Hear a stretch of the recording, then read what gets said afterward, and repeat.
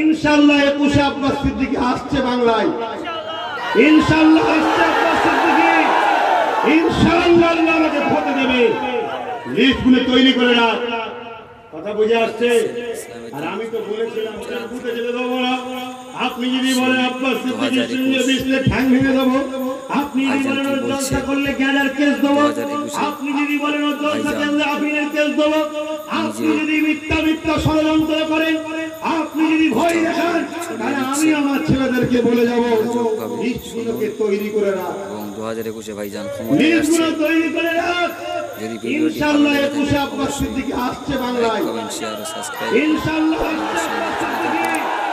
ইনশাআল্লাহ বেশি বেশি করে শেয়ার করুন, লিস্টগুলো তৈরি করে রাখ। বেশি দেখার সুযোগ করে দিন। বুঝে আসছে? আর আমি তো বলেছিলাম যে ভালোবাসে আপনার সঙ্গে আপনি বলছি ভিডিওটি প্রচুর পরিমাণে দেগঙ্গায় আমি দেব, হাড়োয়ায় হাবড়ায় আপনি দিন, কি হাড়োয়ায় আপনি দিন, কি দেগঙ্গায় আপনি দিন, আমাকে বারাসাতে দিন, কি বারাসাতে আপনি দিন, আমাকে মধ্যমগ্রামে দিন। এক কথায় আমি বলেছিলাম উত্তর 24 পরগনায় 33-এ 9টা আমাকে দিন, বাকি 24টা আপনি নিন। বলেছিলাম না বলিনি? ওই 24 জায়গায় আপনার হয়ে লড়বো যাতে বিজেপি না আসে, আর 9টা জায়গায় আপনি সিট দেবেন না যাতে ভোট ভাবে বিজেপি না আসে। সেই জায়গায় আপনি পরন্ত এই দাবি না মেনে আপনি ডুবা নৌকলি যদি এত মিজাজ দেখাতে পারেন, আল্লাহ কারে নৌকো তো প্রথম নতুন একদম বাজারে না দিয়েছি কি, একটু নতুন নৌকোই ওটা সবার সব থাকে, ঠিক না বাড়ি? আজ আপনাদেরকে বলে গেলাম আর 9টা নয়, 34-এ 34টাতেই দেবো। কথা বুঝে এসেছে? আর দরদ নয়, কেন অনেক জুলুম করছে আমার ছেলেদের উপরে। আর একটা ধর্মীয় জলসা করতে গেলে বাধা, এটা দুয়ার মাহফিল করতে গেলে বাধা, এ হচ্ছে না আইনে। সে বাধা দিচ্ছে কোন সাহসে? তার থেকে আমার পিছনে লোক বেশি আছে, তারপরও সে বাধা দিচ্ছে কোন পাওয়ারে ভাই? রাজ পাওয়ারে। আমার হাতে কিছু থাকার পরও কিছু করতে পারছি না কেন ভাই? রাজনীতি। আজকে বাংলায় আসতে না আসতে একজন বলছে ঘাড়ে লাঠি মেরে মুসলমানদের বার করে দেবো, বলছে না বলেন? কোন পাওয়ারে ভাই তোর পায়ে এত জোর হলো? জোরে বলেন। সে যদি রাজ পাওয়ারে লাঠি মারতে চায় আর আমি তাকে লাঠি মারবো বলিনি, আমি শুধু বলেছি তুই ভাই লাঠি মারবি আয়, আর আমি লোহার ঢাল দেবো, তোর পা ভেঙে যাবে, আমার নামে কেস হচ্ছে। ও লাঠি মারছে, কেস হয়নি, আর আমি বলেছি তোর লাঠিকে রুখবো, আমাকে বলতে দেশদ্রোহী। কোন পাওয়ার এসে লাঠি মারলেও কেস হয় না, আর কোন পাওয়ারটা আমার নেই তাই রুখতে গেলেও কেস হচ্ছে ভাই? জোরে বলো। যতক্ষণ না তোমরা তোমাদের রাজ পাওয়ার তৈরি করতে পারবে, যে দলকে জিতাও না কেন তোমাদেরকে গোলাম বানিয়ে রাখবে, তোমাদেরকে ইউজ করবে, তোমাদেরকে ব্যবহার করবে।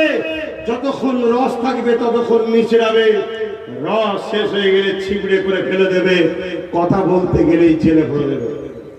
তাই আমি আব্বাস সিদ্দিকী আগামী দিন মুসলিম দলিত আদিবাসী পিছিয়ে পড়া মানুষের স্বার্থে 2021-এ পশ্চিম বাংলার বুকে ইসলাম আমাকে বাধা দেয়নি, দেশ আমাকে অধিকার দিয়েছে।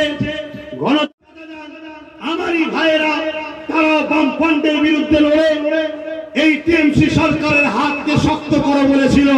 এটা কি রাজনীতি নয়? এটা কি রাজনীতি নয়? কংগ্রেস যখন অত্যাচার করেছিল, আমার ফুরফুরারি মুরব্বীরা কংগ্রেসের বিরুদ্ধে লড়াই করে বাম সরকার তখন বাংলা এসেছিল, তাতেও ফুরফুরার অবদান রয়েছে। আমি চিন্তা করে দেখলাম আমাদের সরল প্রাণ পীর সাহেবরা বামফ্রন্টের কংগ্রেসের হাত থেকে মানুষকে বাঁচাতে গিয়ে অন্য কারো হাত ধরেছিল, সেও জুলুম করেছে, তাকে দাঁড়াতে গিয়ে তার হাত থেকে মানুষকে বাঁচাতে গিয়ে টিএমসি সরকারের হাত ধরেছে। এই সরকার আসার পর থেকেই ফুরফুরা শরীফ ও ফুরফুরা বিরোধীদের উপরে অত্যাচারের রোলার চালিয়ে যাচ্ছে। আগামী দিন এর হাত থেকে বাঁচাতে গিয়ে নতুন কারো হাত ধরবো, সেও এসে চালাবে। তাই নতুন কোন জালিমের হাত না ধরে ডাইরেক্ট আমি আব্বাস সিদ্দিকী ওই দলটাকে নিয়ন্ত্রণ করার চেষ্টা করছি। এটা কি ভুল করলাম? চলে বলেন ভুল করলাম?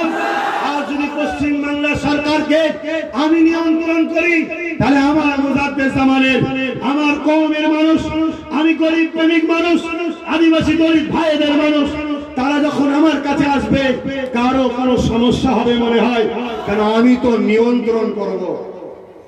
কথা বুঝে আসছে না ভাই?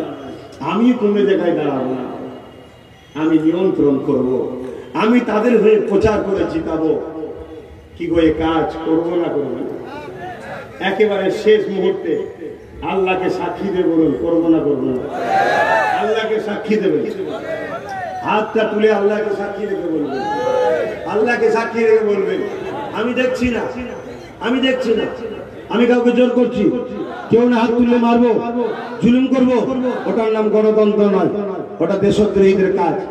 হাত না বান, কিন্তু এই হাতটা তুলে যদি ধোকা দেন আমাকে, এই ভোটের সময় 5,000 টাকা দিয়ে চলে আসে, এই তোকে বাড়ি দিয়েছি, বাড়ি কি সেটা নিজের নাকের টাকায় দিয়েছি না দেশের টাকা? এই বাড়ি তার নাকের টাকা না দেশের টাকা? তাকে আপনি ভোট দিয়ে টালির বাড়ি দুতলা এসি হয়ে গেলে, ঠিক না বেটি? আপনি তাকে কত কি দিয়েছেন, ঠিক না বেটি? সে তো সামান্য একটা বাড়ি দিয়েছে, তাও বাড়ি কি জন্য দিয়েছে? আপনার জায়গায় আপনার টাকা এবং সরকারের টাকা দিয়ে বাড়ি করালো, ওই বাড়ি থেকে ক্যাম্পে 22-এ বার করে ঢোকাবে, আর আপনার বাড়িতে অন্যজনকে রাখবে, এই জন্য ঘর দিচ্ছে। শুনছে?